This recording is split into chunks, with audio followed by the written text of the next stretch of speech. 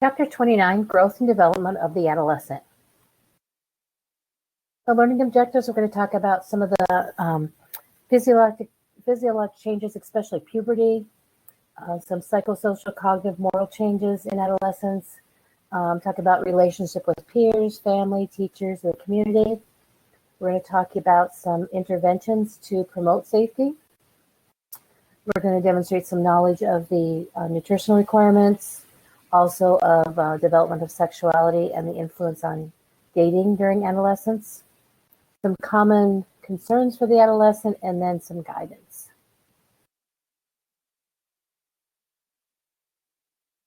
Your PEMA course learning outcomes. So adolescence is that 11 to 20-year-old age. It's a big transition from the childhood to adulthood. When we are at clinicals, the pediatric ERs typically will take patients up to 17. TMC sticks with that, those ages, but Banner often extends that to 21, 22, depending on room space in the ER. There are a lot of changes in this time period, especially within the adolescent ages. Lots of changes with, as far as secondary sex characteristics, those risk-taking behaviors.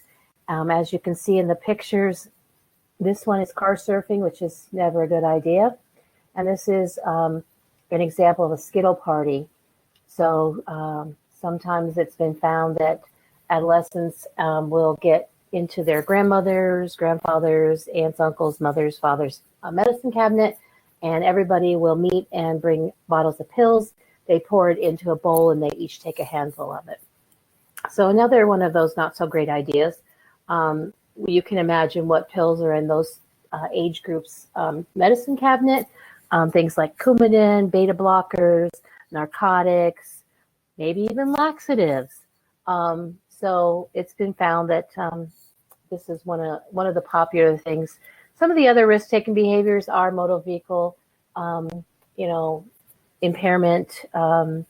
There's been a few years ago, it was a choking game where they would choke themselves with a belt until the point of euphoria, but then sometimes that went beyond that to death.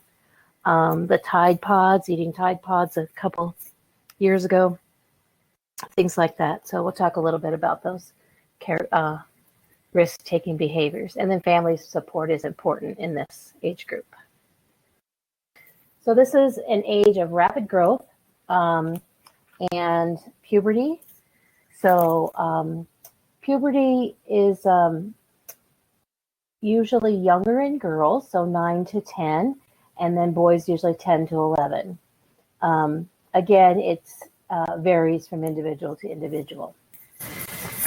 Sexual growth, the Tanner stages, is you can see in the chart below, has the different secondary sex characteristics and development in this age. This is a newer Tanner stage because it says people with testes and people with ovaries. So we have to be very careful with the gender identity. And so we can't say boys and girls. You have to be very, very careful. So I found this chart and I thought it was very appropriate for, what were they born with? Because sometimes we have to really address that. We're going to call them what they want to be called for any age, but we need to know what characteristics they were born with. So girls typically go through menarche at between 9 and 15 years. Average is about 12.8 years, which if you're older like me, that's very much younger than what used to be. Not sure why. Some people relate it to hormones in our food. So they, are having periods younger, they're maturing younger. It's hard to say. As far as the Tanner stages go, you don't have to memorize those. It's just a guide. to help you, with what you should expect to see in different ages.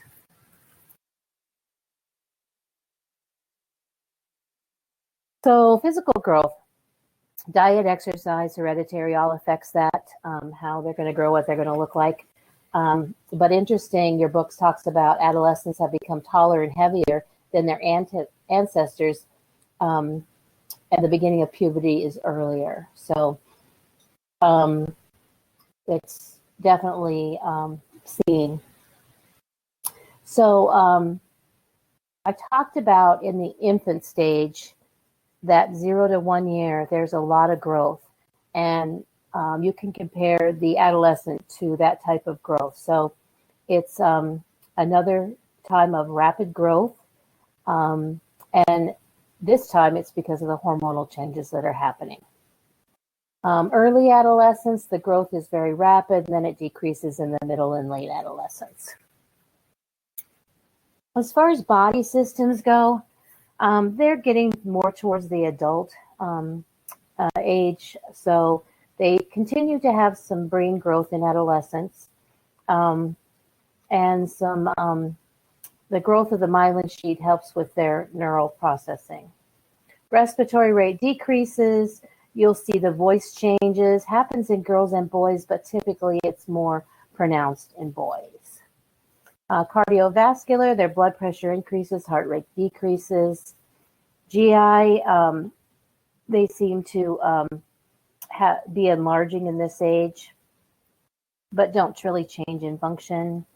Musculoskeletal system, so the ossification of the bones is not complete in an adolescence at this stage, but in girls it is, and boys, excuse me, but in girls it is. Muscle mass increases, strength increases. As far as integumentary system, their skin gets thicker and rougher, but this is also the time, because of the increased levels of testosterone as related to Tanner stages 4 and 5, that they have increased sebum production, and then they'll have acne and oily hair.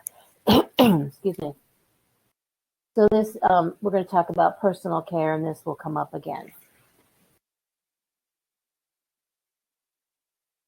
Theories, we always go back to our theories. So Erickson is that identity versus role confusion. The adolescents trying out different roles. They have a lot of input from peers, family, things like that. Culture has an effect on them. So they're saying that in this age, the adolescent revisits previous stages of the development. And so as they're kind of going through all the previous stages, that can actually help them in their development. The cognitive development, Piaget, they're going from concrete framework, so more of a literal thinking, to abstract thinking. And in the moral and spiritual, we talk about how at this age, teenagers are beginning to, realize their own values and morals. They may make their choices based on peers, and they may start to question religious practices of their family that they've been following. They're more into spiritualism at this age. Motor and communication. So really the biggest thing with gross motor skills is that they have increased endurance. They're getting stronger. They do have growth spurts, and during those growth spurts, it may manifest as some coordination issues. But once they get through that growth spurt, they will not have those anymore.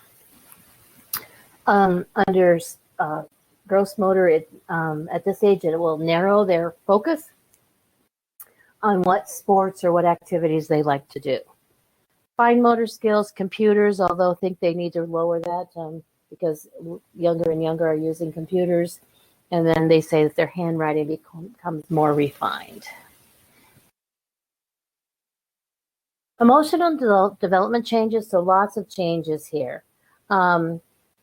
They are becoming independent, more independent, and there's a lot of hormonal changes, and so this makes it difficult sometimes. So we're going to talk about a few of them as they mature into adulthood.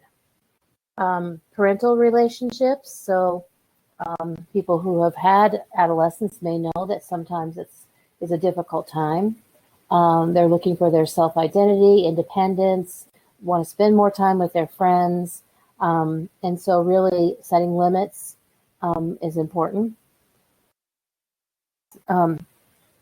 Box 29.1 on page 1082 has some key notes of how to communicate with teens.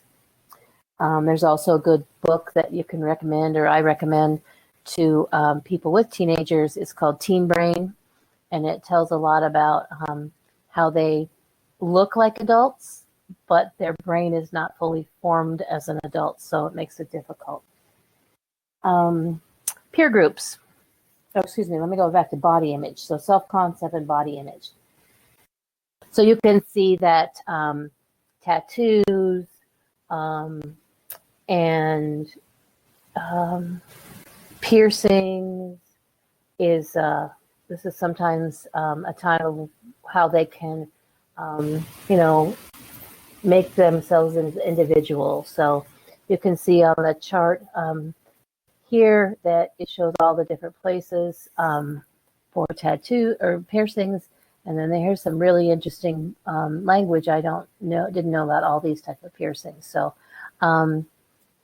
we see just about everything. Let me go back one slide. I talked about peers, the importance they have. Also that peer victimization or bullying continues into this age. Sexuality and dating. We talk about how in that age they begin to experiment with their heterosexual, homosexual behaviors, although they may have occurred earlier too. They are starting to date, and so we have to think about safety. So sometimes relationships are not healthy. And so we think about STIs, pregnancies. They just don't know at this point in their life what makes a healthy relationship. So if they've had experience with their parents in an unhealthy relationship, that may be what they, set their bar at. So education is important. So nurse's role is to really encourage that sports and fitness, learning, so activities in school, safety. We talk about nutrition, rest, personal care, healthy sexual life, and then you kind of know how I feel about discipline. So safety. One of the biggest areas of safety is motor vehicle crashes. This is a time when they are driving themselves or riding in cars with new drivers. And so we see more of these because they have impulsivity, they have peer pressure, they feel they're invulnerable. And so a lot of times there's some issues along the way with driving motor vehicles. Just because they have a license doesn't mean that they are capable of making the right decisions. Like I said, also, there's some states that require you to be at least 18 before you have anybody riding in your car with you. Some places like Arizona will give you a permit before you're 16. And then some will not give you a permit or license till you're 16. And some will have limits on what time you have to be in, things like that. So they are inexperienced, and so sometimes they don't know how to handle certain situations. They often drive too fast for the road conditions. They can be impaired. They can be under the influence of drugs, alcohol. There can be others in the car that are their peers. seat belts, and then laws for driving are important subjects to address as a parent. Firearms. So the risk of dying from a firearm among 15 to 19-year-olds has been rising, according to your book statistics. That's pretty scary. So gun safety is important, having guns locked in the house, keeping the ammo separately, and then teaching them about firearms.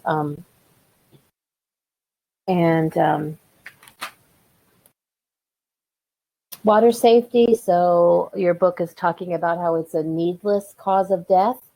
Most of the time it's because they're involving combining alcohol, drugs, things like that, risk-taking behaviors. So they still need to be supervised as far as, what they could do, what they can't do, but typically we aren't out there watching them. Swimming lessons. Yes, they should have swimming lessons. You can't 100% rely on those also. Nutrition. So increased needs during that adolescent period. Remember, it's an accelerated growth. They're sexually maturing. And they have a need for increased calories, but often they go to foods that they shouldn't. And so they have, so there's a problem with obesity in adolescents. And it says that over the past 30 years, the obesity rate in adolescents has more than quadrupled. So things that influence their diet is that peer pressure, schedules, sometimes concerns about weight control, because you can also go the other way with anorexia and bulimia, and then convenience of fast food. So obesity in adolescents, like I talked about before, is associated with adult issues such as diabetes, heart disease, some cancer, osteoarthritis, and overall poor health. They need more calories. They need more nutrients for growth. And one of the Healthy People 2020 is to increase iron in young children and then females of childbearing age. Rest, about 8 to 9 hours of good rest is important for this age. Not sure they get it, but personal care. So we're going to talk a little bit about personal care. As far as general hygiene tips, they need more frequent baths and deodorant use because of their sweat gland secretion. And then also there's the sex steroids and hormones are decreasing, so they need to really control their acne, their hair oil, and then see a dermatologist if needed. Body piercings and tattoos. So, like I said, they'll get tattoos everywhere. One of the biggest things that I think about body piercings is when you have a patient who's going to MRI. You know that you can't have any metal in an MRI machine. And so you can see the piercings in their ears, their nose, maybe even their tongue. But it's really important to ask about piercings anywhere. And we have seen them everywhere. And sometimes they're embarrassed to tell you about it, but I just go through the risks of being in an MRI with metal. And it can cause damage to you and, whoever else is in there. So we need to really know where they're at, and they need to take them out. And it really doesn't matter that they just got it pierced yesterday. And if they take it out, it might close, which is highly unlikely, but that's the risk. Either that or they would refuse the MRI, and if they're under 18, that would be up to the parent. Same with tattoos. Some get them in less than clean tattoo parlors, so sometimes there's often infections. One of the biggest areas we see piercing infections is in the navel area, and that can take up to a year to heal. And obviously you have to take it out anyway. We talk about the sun, so preventing getting suntans, not like years ago when my sisters used to lay out in the sun with sun in and put lemon juice in their hair to lighten it and things like that, but it does cause cancer. So um, healthy sexual identity. So increasing the, or excuse me, encourage parents to have these conversations. Um, and then some teaching guidelines are in 29 too. And again, discipline, mostly rules and following rules, things like that. Media.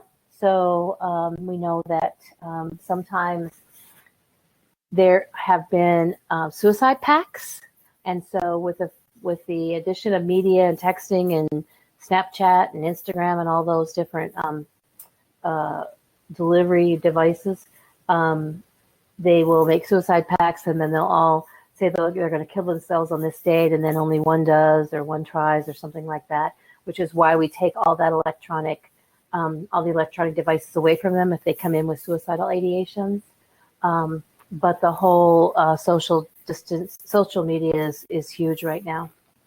Substance abuse also is something we're concerned about. So I mentioned the Skittle parties, among other things, alcohol, drugs. Sometimes kids will say, my friend, I wasn't feeling good, so my friend told me to take this pill to feel better. And they don't. So not even knowing what pill it is concerning. Or I had a kid who friends dared him to jump over a chain link fence, and he had some injuries to his testicles. There's kids who get into ADHD medicine of other kids, can cause some issues, not feeling good. So instead of taking, 2 or 3 Tylenol, they'll take half a bottle of it, either in plans of killing themselves, or they have a headache, things like that. So a lot of substance abuse is seen in this age group. Violence. So violence is an issue right now, and it's a growing concern in all the communities in America. So some things that contribute to violence is crowded conditions, housing, the lower socioeconomic status, limited parental supervision or involvement, sometimes single parent homes, and that can also is linked to parental supervision. Maybe the parents have to work. A history of violent victimization, so if they have been victimized. Poor family dynamics. Again, guns, ammo, cars, drugs and alcohol would contribute more to it. Their low self-esteem, racism, peer gang pressure, and aggression. Homicide's really right now the second leading cause of death in children from 15 to 24, and mostly male and mostly from firearms. There is a healthy 2020 goal to reduce homicides, fighting and bullying, and weapon carrying, and reduce suicide attempts. Suicide right now, and these statistics are old, so don't go by them for now, but your book says that it's the third leading cause of death in 10 to 24-year-olds. Some will threaten suicide. Some will have a fight with their boyfriend, girlfriend, parents, get their phone taken away, and sometimes they will say, well, I just might as well kill myself. If you hear those words from a patient, you need to act on that. You can't just discount it as them being mad or something like that. Because if they say those words and you hear them, you need to chart that, exactly what they said, and then they will need a suicide screening before they can go home. If the parents say, well, we're just going to take them home, they didn't really mean it, they can't leave with that child legally because we're responsible, and we have to make sure a professional, so a psychiatrist, has cleared them before they're allowed to go. So it gets kind of sticky situations. There are risk factors for suicide. So obviously depression or having any other mental illness, history of suicide attempts in the past, not doing well in school, family problems, substance, homosexuality, peer victimization. Sometimes you might see them giving away prized possessions, being a loner, changes in behavior, and then those who are incarcerated are often at risk. Dating violence. So in dating, like we talked about, unhealthy relationships, it's, there's a high percentage of students dating that have been slapped or physically hurt on purpose by the person they're dating. Risk factors for dating violence include the lack of parental supervision, condoning violence, maybe imitating if they see their mom hitting their dad hitting their mom or something like that. That may be what they think is normal. And so depression, anxiety, problems at school, there's a lot of different indicators that we might need to look at for dating violence. Gangs, so many of them are adolescent gangs in the United States, and sometimes they don't even understand what's going on, or sometimes it's familial. So we had a case when I was working at Banner. It was a 16-year-old who was being initiated into his parents' gang.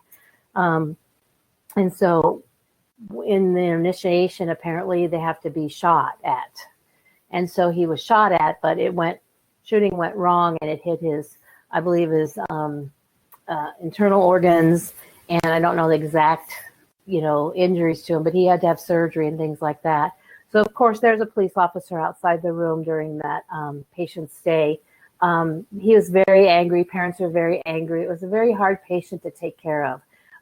The students were not allowed to go in there, obviously, but the nurses were, just discussing this situation because some of them were afraid to go in there. Then it got to the point that sometime when the parents were there, the patient would be like asking about the nurse's family and, their last name and where they live and things like that. And so they're looking for, information. And so it's best to just keep everything on the professional level, which is why badges have just your first name on it at institutions. Tobacco, same with substance abuse. There's problems with tobacco, not only smoking, but secondhand smoke. Alcohol, again, your book talks about 68% of students have consumed alcohol by the end of high school, with about 28 by the end of 8th grade. Again, these statistics are from 2014. So pretty scary statistics then. I imagine they might be higher now. If adolescents who drink before the age of 15 are 5 times more likely to develop a dependence to it. Illicit drugs, sometimes, like I said, they know what they're using, they know what they're taking, but sometimes they're just using anything to try and get high. The problem with some of the illicit drugs is that they are being made by people other than than pharmaceutical companies. One of the biggest problems right now is fentanyl on the market. My son works as the director of the crime scene unit at TPD, and he was saying that the problem with the fentanyl is that it's being manufactured by people. They're making their own in their homes and things like that.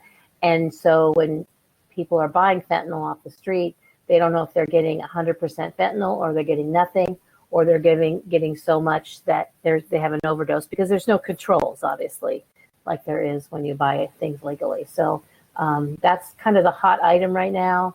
A few years ago it was heroin. It was, we've seen spice, we've seen all kinds of things, but right now fentanyl is the biggest item out there that they're concerned about.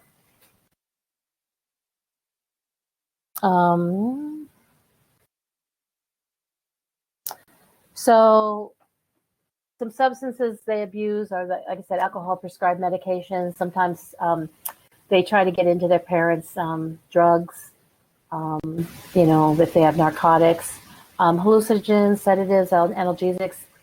There, years ago, there was a gypsum farm, and right next to it was a boys' home, a boys' troubled home. And they would get out, get the gypsum, go back in, make tea, and get high. Um, Anxiolytics, steroids, inhalants, huffing, spray paint, things like that. I had a kid one time, he huffed an insect spray, stimulants, opiates, and then your club drugs.